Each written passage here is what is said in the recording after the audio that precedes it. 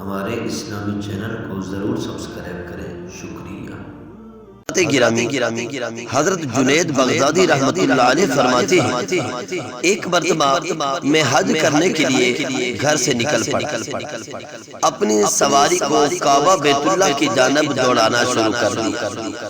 فرماتے ہیں کہ اچانک میری سواری نے اپنا رخ جو ہے وہ قسطنطنیہ کی طرف کر لیا۔ میری سواری نے قسطنطنیہ کی طرف بڑھنا شروع کر دیا۔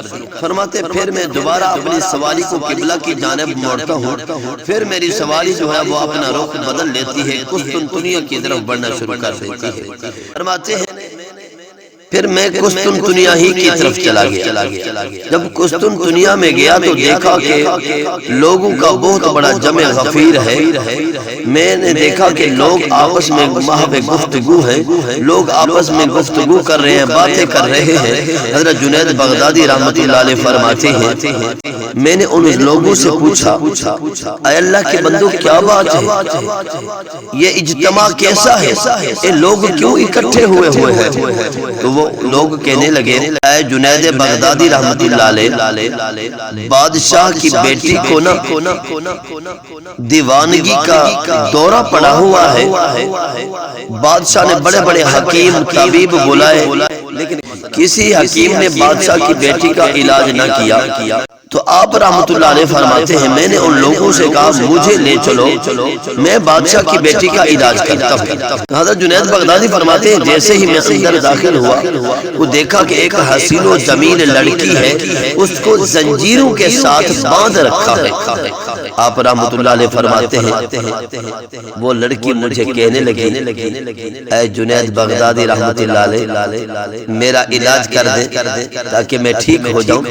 حضرت جنید بغدادی رحمت اللہ علیہ فرماتے ہیں میں نے اس لڑکی سے فرمایا پھر پڑھو لا الہ الا اللہ محمد الرسول اللہ۔ لڑکی نے جیسے ہی لا الہ الا اللہ محمد الرسول اللہ پڑھا، کلمہ طیبہ جیسے ہی پڑھتی ہے ساری زنجیریں ٹوٹ جاتی ہیں، وہ صحیح سلامت کھڑی ہو جاتی ہے۔ بادشاہ نے جب یہ منظر دیکھا بڑا حیران ہو گیا۔ بادشاہ نے کہا اے اللہ کے بندے میں نے بڑے بڑے حکیم بلائے ہیں، کسی طبیب حکیم نے میری بیٹی کا علاج نہیں کیا، آپ تو اتنے پیارے حکیم ہیں کہ پل بھر میں میری بیٹی کو ٹھیک کر دیا ہے۔ حضرت جنید بغدادی فرماتے ہیں میں نے بادشاہ سے فرمایا اے بادشاہ تیرے اندر بھی بیماری ہے۔ فرمایا وہ کیسی؟ فرمایا تیرے اندر بھی کفر کی بیماری پڑی ہوئی ہے، تو بھی پڑھ لے لا الہ الا اللہ محمد الرسول اللہ۔ آپ نے بادشاہ کو کلمہ پڑھایا، وہ بادشاہ جیسے ہی مسلمان ہو جاتا ہے تو پھر کثیر تعداد میں لوگ مسلمان ہو جاتے ہیں۔